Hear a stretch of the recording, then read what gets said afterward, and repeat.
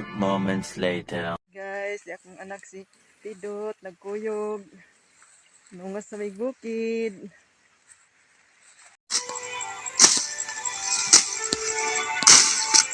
Yan si Pidot. Dimingaw gisag tabang sa iyang amahan. Paghabas.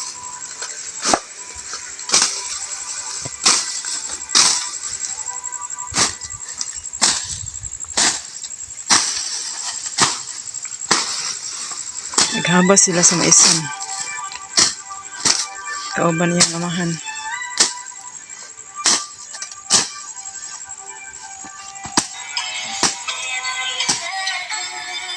Kaya kaya mo paano focus, mahanap mga ang layo anak. Mahanap ang mga kuan, background ang tao mo focus. Magburo na siguro na ako nilang dili na sulutuan. Iyo po. Manta ni ako ang anak si Pidot. Ningaon gid siya diri sa bukid. Kinahanglan gid siya magpanggod og mais. Sa una mao gyud taon nila ang trabaho gyud. Karon tunga sa bukid.